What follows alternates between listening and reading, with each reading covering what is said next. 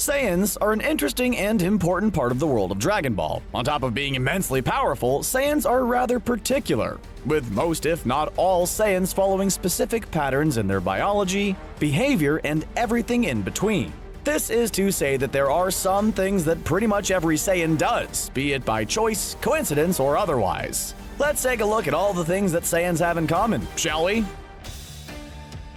Saiyans have a sort of weird aging process. Even before we knew he was an alien, Goku was shown to stay the same size for over 4 years, finally having the appearance of a teenager when he reached his 20s. While we doubt this was planned ahead of time, it was eventually revealed that Goku, as a Saiyan, ages slower, a biological trait that allows Saiyans to remain at their peak physical prowess for a longer period of time. This means all Saiyans age slowly, and we don't just mean their aging slows down when they reach adulthood. They also take a long time to grow from children to teenagers to adults, a fact that can be seen in Goku appearing to only be in his late 20s or early 30s despite being almost 50, as well as Goten and Trunks still looking like kids. Like we said, this is something that all Saiyans have in common, since they evolved to be powerful warriors, and aging slower would allow them to fight longer, a fact that Vegeta revealed in the epilogue of DBZ. It might not exactly be immortality, but it's close, and we'd definitely trade being a late bloomer for a few extra decades of looking and feeling so young.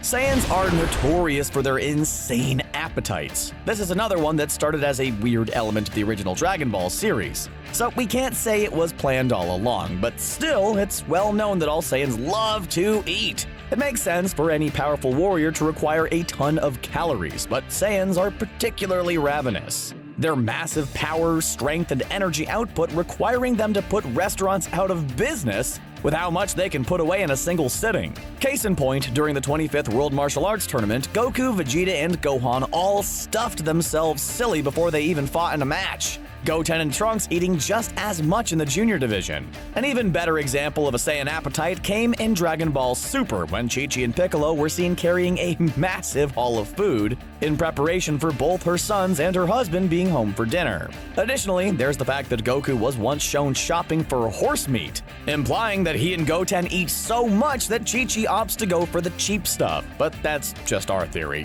Regardless, there's no denying how much a Saiyan can pack away.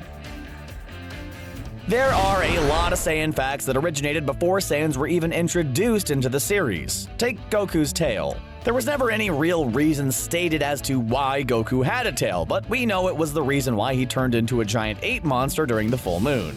We also know that Goku's tail was incredibly sensitive, nearly paralyzing him in pain whenever it was grabbed. We eventually learned that this is a weakness that all Saiyans have, though they can train themselves to get over it. However, both because of the sensitivity of their tails and the fact that it's said to be the source of their power, containing the glands needed to transform into a great ape, Saiyan warriors are sure to keep their tails safe and out of harm's way, doing so by wrapping it around their waist like a belt. One of the coolest design choices in the entire franchise. Form and function. Strangely enough, Gohan was never depicted having his tail grabbed, so we don't know if half-breeds have the same weakness as full-blooded Saiyans. Though the fact that Gohan had so much potential because he was half-human might suggest it wasn't as sensitive. While Saiyans are born with a naturally sensitive tail, it's not something that can hinder their power their entire lives. In fact, most Saiyan warriors learn very early how to overcome the overwhelming pain that's caused by having their tail grabbed. By training hard and enduring a ton of pain, an experienced Saiyan warrior can overcome the limits that their tail can cause them. This isn't the only weakness that all Saiyans have the potential to overcome. They also have the ability to control their great ape forms. See, most Saiyans go completely berserk whenever they look at the full moon and turn into a great ape. The form is so powerful and so primal that it causes a Saiyan to lose all sense of themselves, as evidenced by all of Goku and Gohan's transformations. However, when Vegeta broke out his great ape form, something was different. He was still himself, and he could still speak despite being in a form that normally drives a Saiyan berserk. This is because, like with their tail weakness, a Saiyan is able to gain control over their great ape form, given time and proper training. But a berserker great ape is still much more dangerous than a trained one.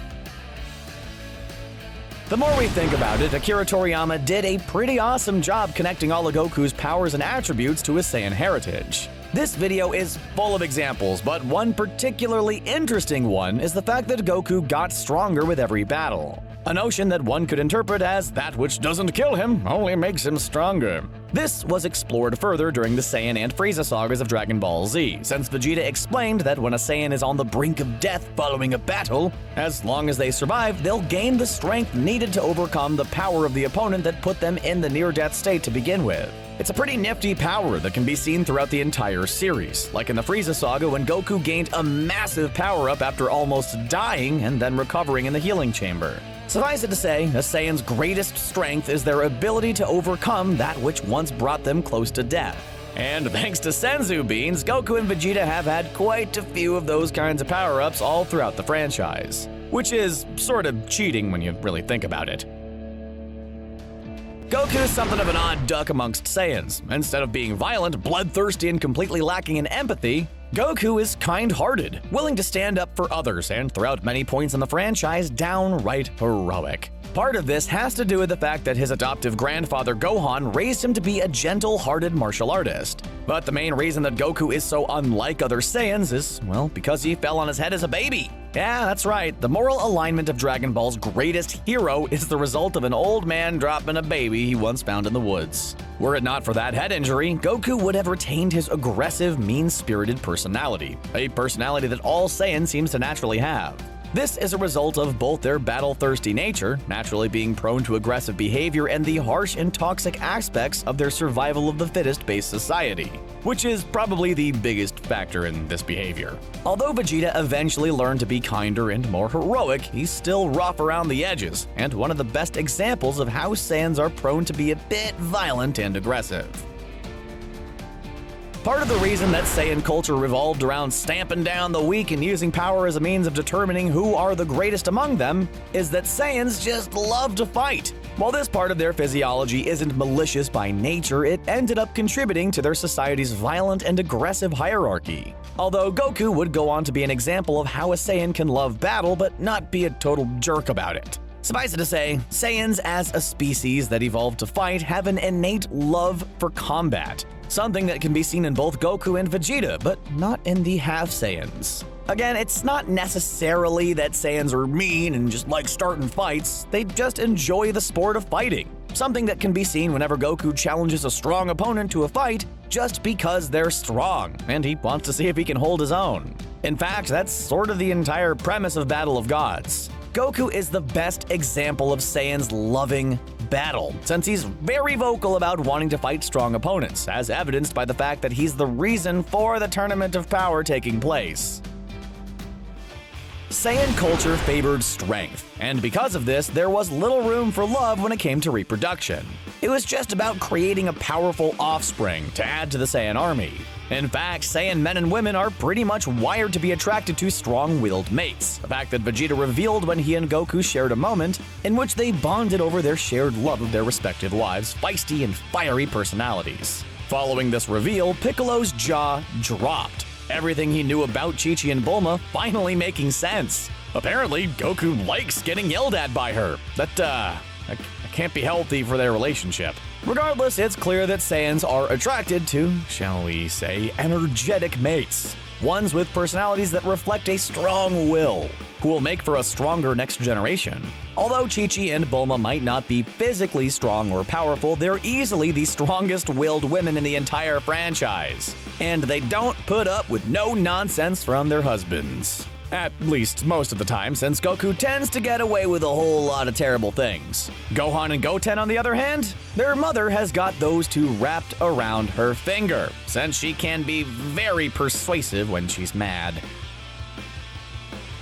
This next entry is a weird one, since it's less of an in-story piece of lore and more of a strange pattern that we've noticed throughout the franchise. What exactly are we referring to? Well, if you look at every Saiyan that's ever been featured in a canon entry of the franchise, including half Saiyans, you'll find that one of two things has happened to them.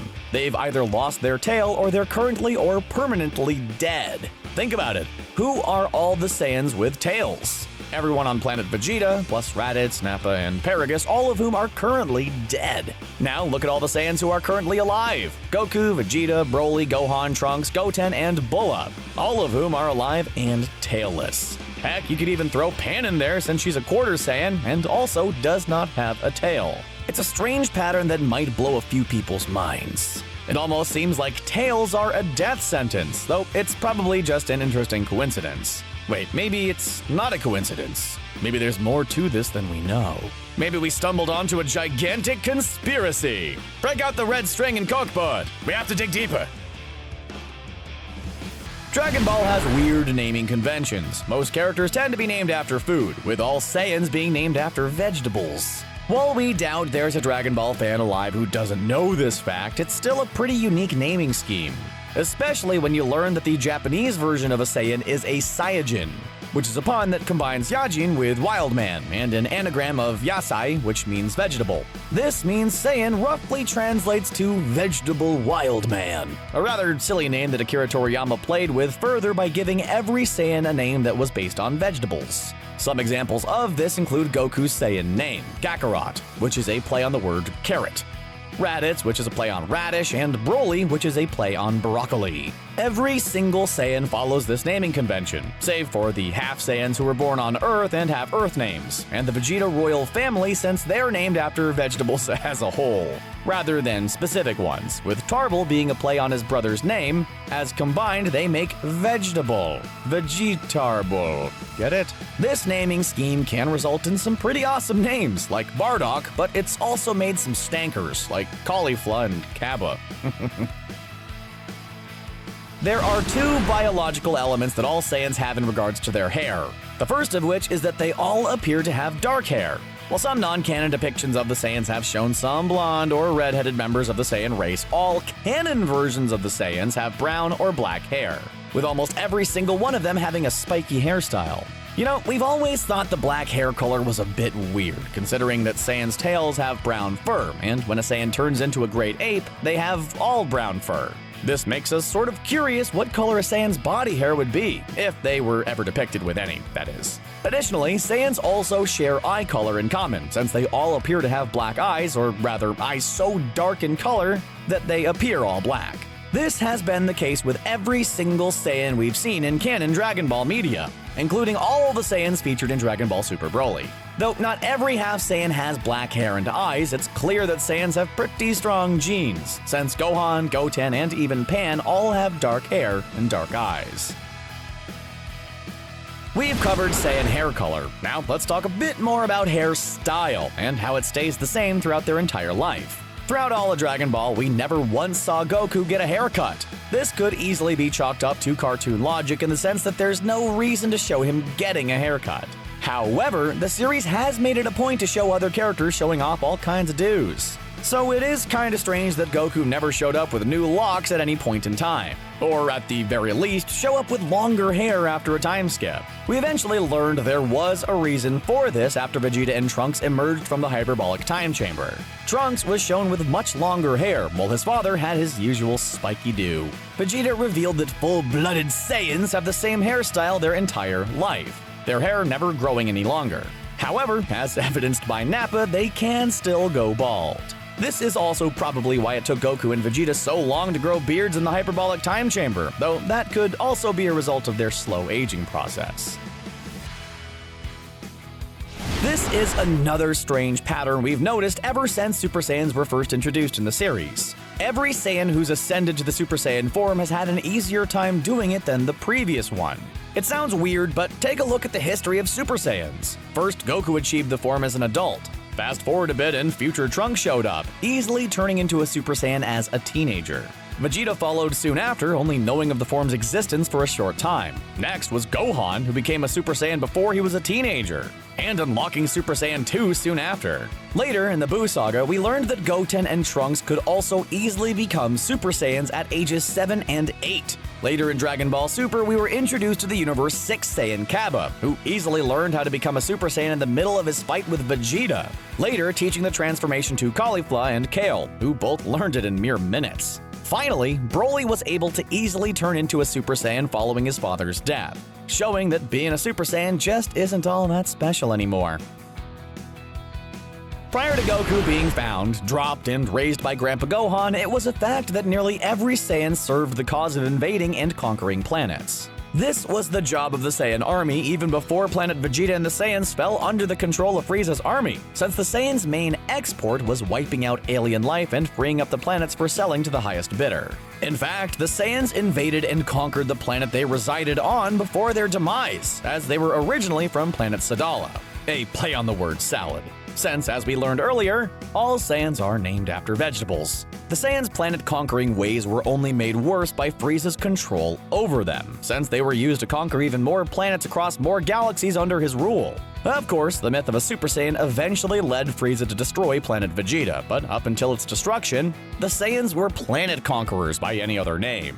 Well, not every single Saiyan played an active role in invading planets, since those with low battle power were often forced to work as laborers or food workers, like Goku's mother, Gine, but they were still helping with and participating in a planet-conquering based economy. Lastly, and certainly not leastly, we have a fact that's both a pattern in the series and an actual part of Saiyan biology, according to a recent piece of lore released by Akira Toriyama himself. Of course, we're talking about the fact that the more kind-hearted a Saiyan is, the stronger they'll become. We saw this not only in the fact that Goku ascended past Vegeta's power level rather quickly, achieving the Super Saiyan form because of the pain he felt when he lost his friend, but also in the fact that as Vegeta began to become a better person, he managed to get stronger, both because he had a family to fight for and because he wants to redeem his past. The idea of a Saiyan getting stronger with kindness was confirmed by Akira Toriyama, who introduced the concept of S-cells. Toriyama stated that S-cells are the cells needed for a Super Saiyan transformation, and when a Saiyan is more gentle, heroic, and kind-hearted, they're more likely to produce these cells. This is why Goku was the first Saiyan in 100 years to become a Super Saiyan, and why it's easier for half-human Saiyans to go Super Saiyan. So, there you have it. Those are just some of the things that all Saiyans do. Did we miss anything? Were some of these a stretch or outright wrong? Let us know what you think down in the comments, and don't forget to subscribe to CBR for more Dragon Ball videos. Thanks for watching.